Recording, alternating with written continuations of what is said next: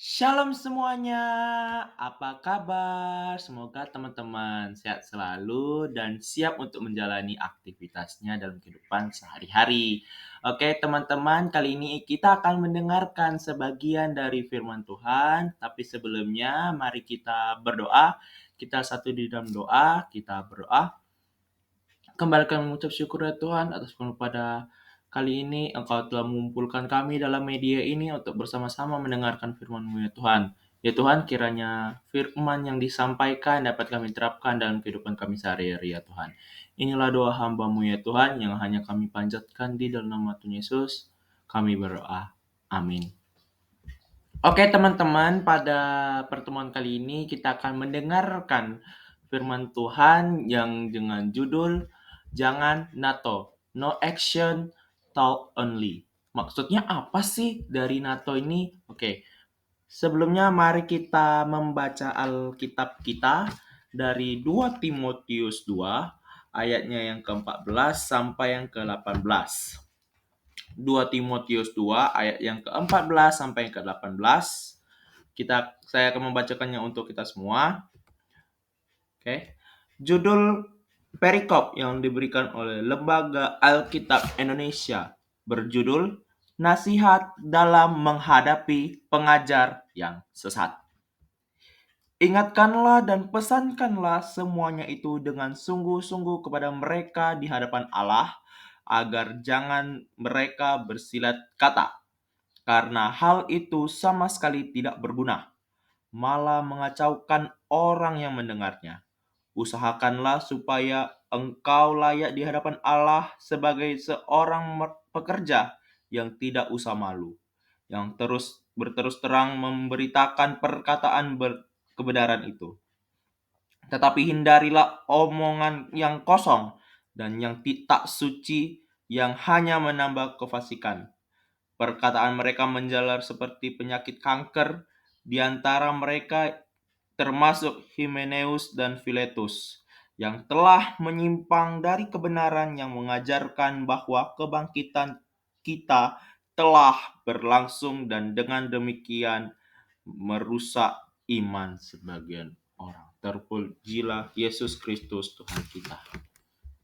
Nah, teman-teman, pernah nggak sih kita itu ngerasa kesel kalau kita itu ngelihat orang teman kita sendiri itu punya istilahnya banyak omong, banyak cerita, omong kosong lah omongannya itu, gitu loh. Jadi misalkan nih, kalau kadang kalau diajak jalan, udah janjian nih jalan, pas kita udah nyampe di lokasi, temannya itu kadang cancel tiba-tiba karena banyak ini, padahal banyak alasan kan.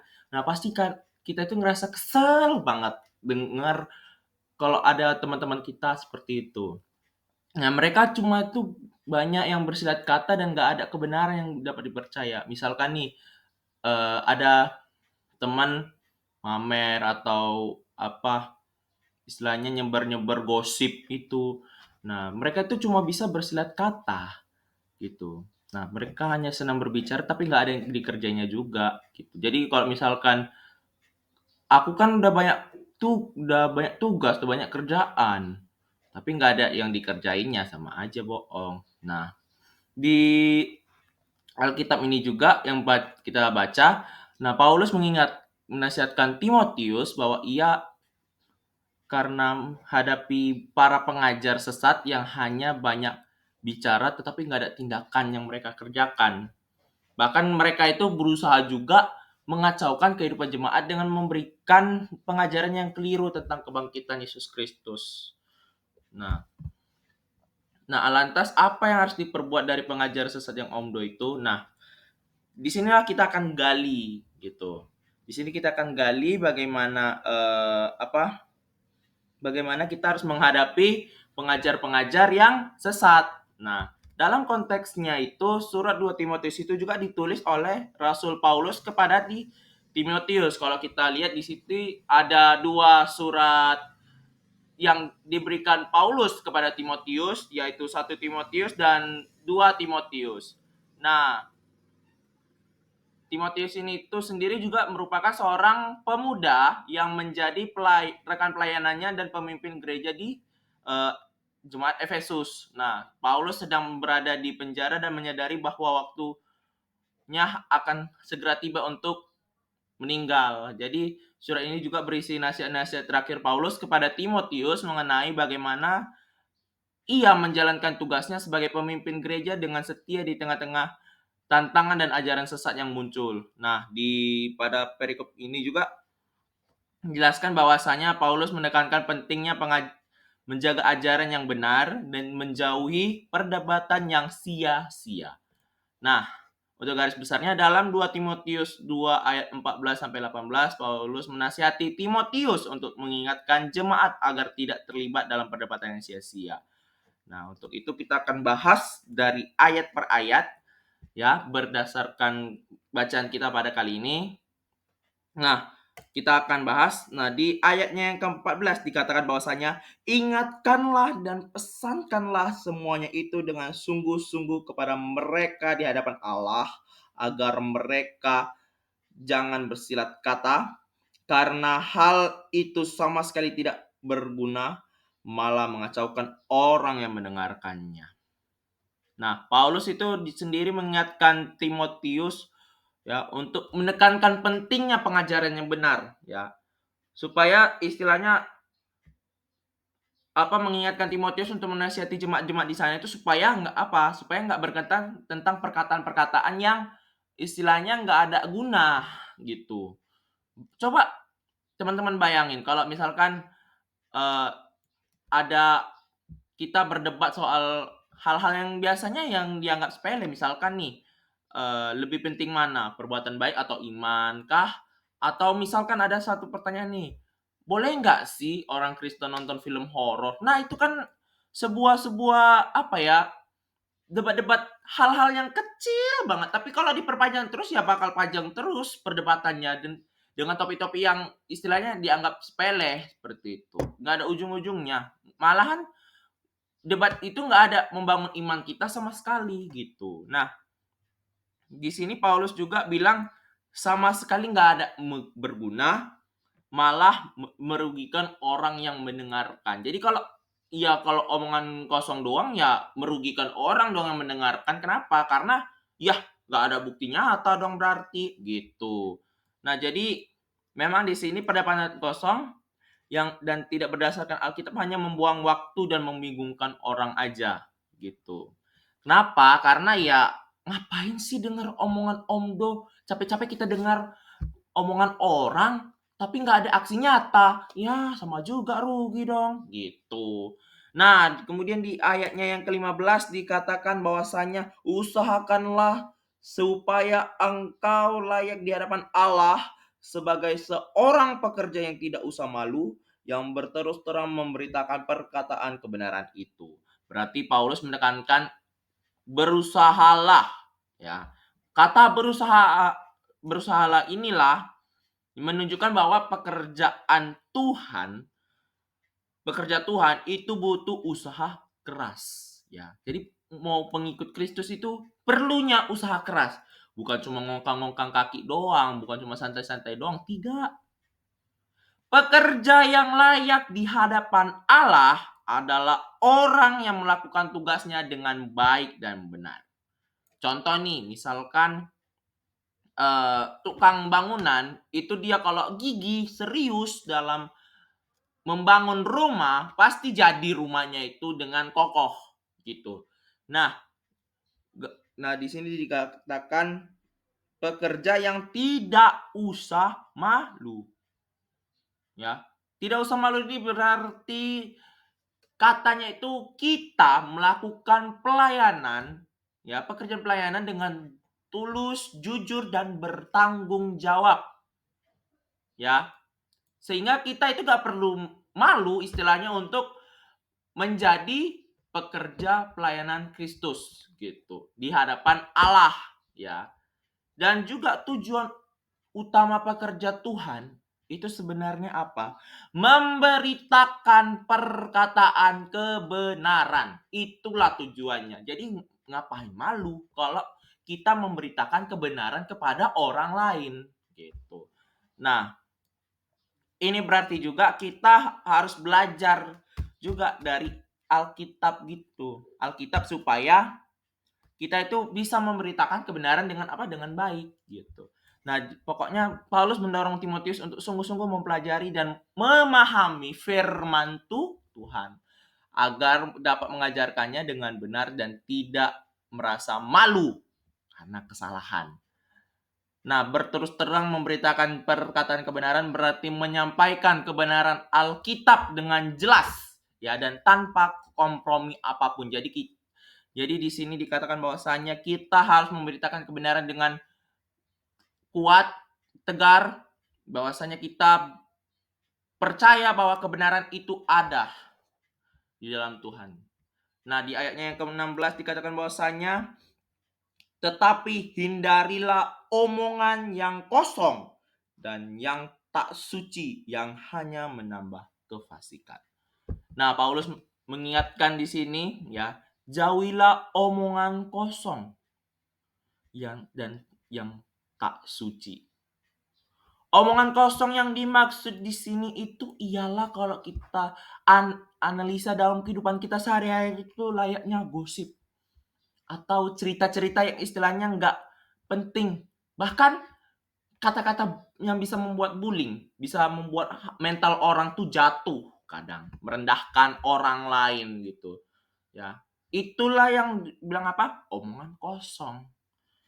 Nah, Paulus bilang omongan kayak gini itu kalau diterusin makin lama itu makin menambah kefasikan sendiri. Nah, kenapa? Artinya di sini adalah omongan kosong ya bisa membuat kita semakin jauh daripada Tuhan. Ya, makin terjerumus kita ke dalam dosa. Kalau kita meneruskan omongan-omongan kosong seperti ya gosip, seperti membuli dengan verbal ataupun ya omong doang tapi nggak ada aksi nyata, itu malah menambah kefasikan dan kita bisa terjerumus ke dalam dosa. Nah, coba teman-teman bayangkan ya, ibaratkan nih sampah kalau ditumpuk terus pasti bau kan? Bau, busuk, pasti kita itu nggak merasa, ih, nggak nyaman. Nah, begitu juga dengan omong kosong itu. Kalau mungkin awalnya teman-teman tuh merasa, ya kan cuma gosip biasa doang sih, ngapain sih dipermasalahin? Iya, memang gosip biasa doang, tapi kalau diterusin lama-kelamaan memang merusak diri. Ya, merusak diri kita dan kalau ada dampaknya juga ke orang lain. Nah, jadi di sini dikatakan memang Paulus memperingatkan agar tidak terlibat dalam perdebatan yang nggak berguna gitu.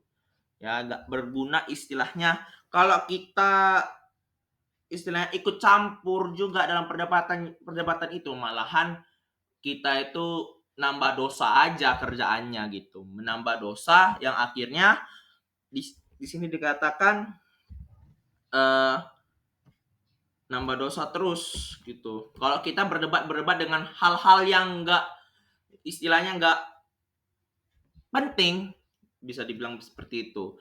Nah, lalu di sini dikatakan jadi daripada no action talk only dengan omongan kosong, lebih baik fokus ya. Fokus membangun hal-hal yang mendekat kepada Tuhan, membangun iman kita kepada Tuhan. Ya, pesan ini sangat relevan untuk zaman sekarang di mana debat di media sosial atau lingkungan sekolah seringkali berakhir dengan konflik tanpa hasil yang positif. Jadi ketika eh, perdebatan di media sosial misalkan kan debat agama, debat politik, biasanya kan hal-hal sepele, betul hal-hal yang sepele itulah yang membuat perdebatan panjang yang sampai nggak ada habisnya gitu, nggak ada habisnya sampai ujung-ujungnya ya sama aja hasilnya apa negatif bawaannya gitu. Kalau berdebat terus bawaannya. Nah, itu yang dikatakan di ayatnya yang ke-16. Kalau kita baca di ayat yang ke-17 sampai yang ke-18 dikatakan bahwasanya perkataan mereka menjalar seperti penyakit kanker di antara mereka termasuk Himeneus dan Filetus yang telah menyimpang dari kebenaran dengan mengajarkan bahwa kebangkitan kita telah berlangsung dan dengan demikian merusak iman sebagian orang. Jadi Paulus menggambarkan ya, ajaran sesat itu seperti penyakit kanker. Loh, kenapa? Ya, kenapa? Karena ajaran sesat layaknya, tahu kan penyakit kanker yang tiba-tiba dari kecil aja itu bisa menjalar ke semua tubuh kita sampai merusak tubuh kita. Nah, itulah penyakit kanker. Sama, kalau ajaran sesat dilakuin terus, didin terus lama-lama apa? Yang rusak itu iman kita. Iman kita tuh goyah gitu. Kenapa? Karena dengar-dengar ajaran sesat gitu. Nah, itulah makanya di sini dikatakan bahwasanya memang apa? Kalau begitu juga dengan ajaran sesat, kalau diterus-terusin bakal merusak iman kalau nggak diwaspadai dengan dan ditangani dengan benar gitu. Jadi memang kita itu harus tahu, harus ngerti dulu bahwa oh ini ajaran sesat, ini harus kita hindari gitu. Nah, contoh misalnya yang kita baca itu adalah Hymenaeus dan Philetus. Ya, di sini tokohnya dikatakan yang menyebarkan ajaran sesat tentang apa? Kebangkitan. Mereka bilang kebangkitan itu telah terjadi dan telah terjadi. Nah, mungkin maksudnya ini bukan cuma istilahnya kebangkitan rohani aja di dalam diri, tetapi kebangkitan tubuh di akhir zaman. Nah, ajaran sesat ini istilahnya dianggap sepele kali ya. Mungkin misalkan kebangkitan-kebangkitan ya kebangkitan-kebangkitan tentang rohani kali atau kebangkitan tubuh manusia kali. Tapi Paulus bilang dengan demikian merusak iman sebagian orang. Nah, disitulah yang membuat berbahayanya ajaran sesat. Kenapa? Sekali orang ikut ajaran sesat, orang itu bakal terbiasa dengan ajaran-ajaran sesat yang membuat orang itu terjerumus ke dalam dosa, terjerumus ke dalam maut. Kenapa? Karena dibawa ke ajaran-ajaran sesat gitu. Jadi kalau terus dibawa ini ya iman seseorang itu bisa hancur gitu. Itulah harusnya kita hati-hati kalau mendengar ajaran-ajaran sesat. Nah, memang Paulus memberikan contoh konkret itu ke bahayanya ajaran-ajaran sesat itu.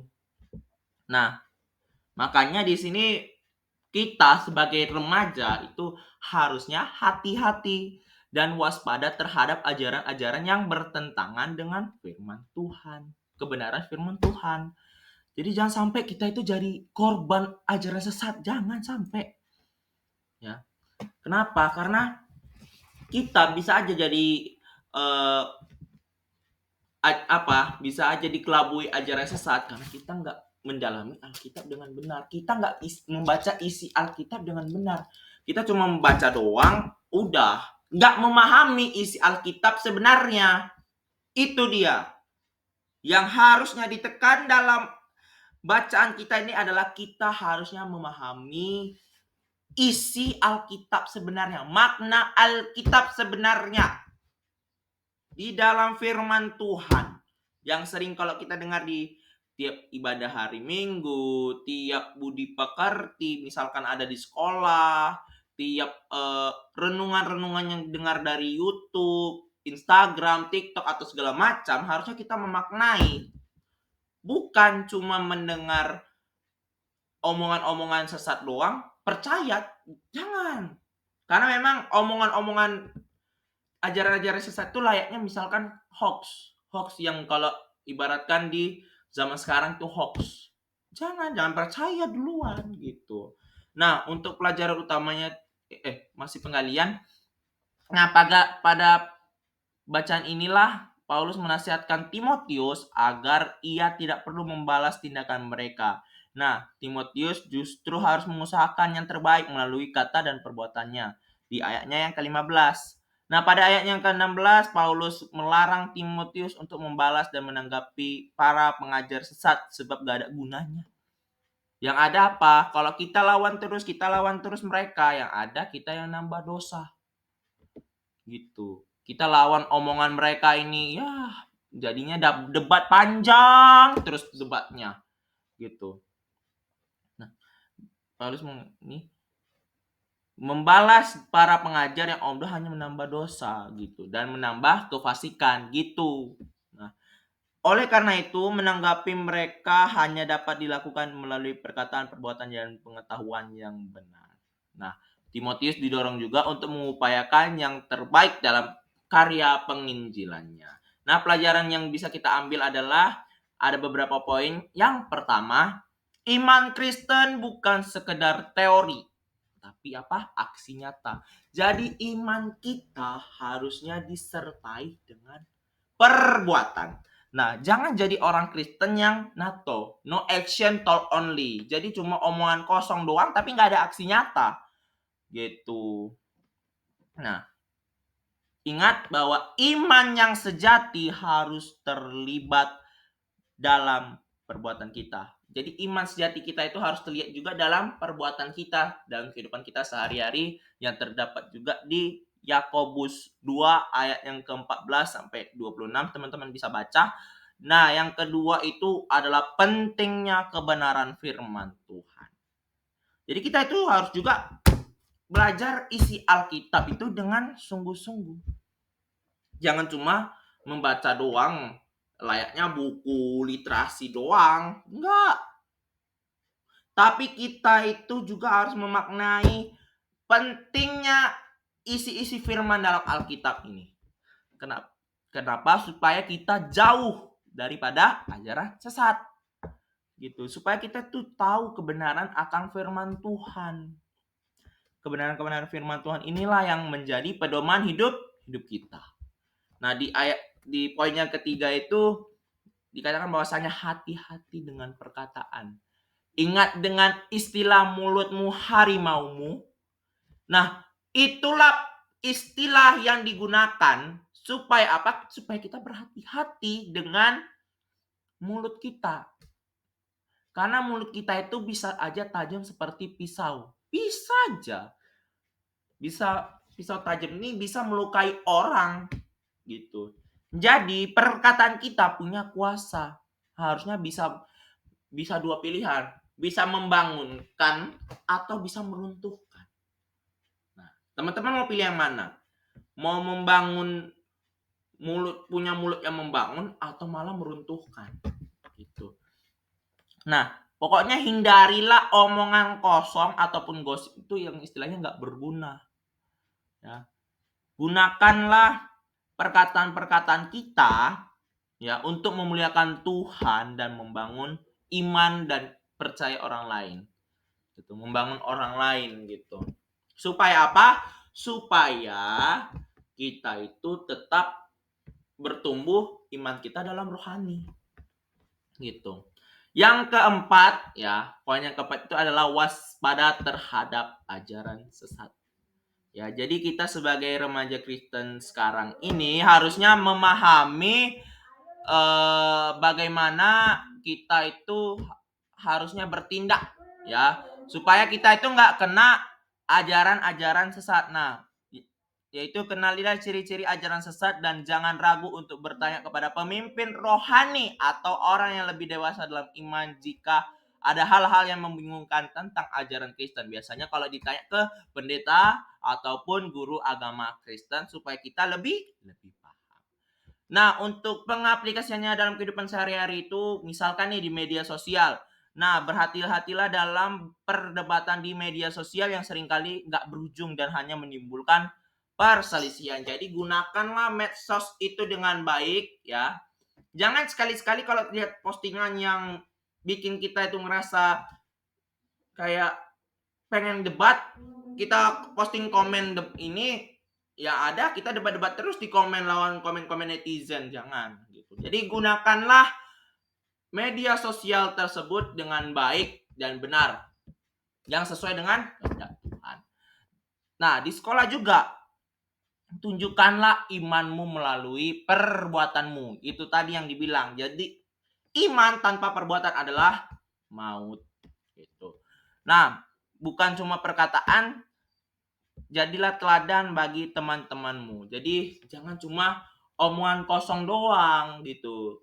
Aku kan banyak kerja lah gini, tapi nggak ada yang dikerjainnya. Gitu. Jadi kita itu harusnya bisa mengerti gitu.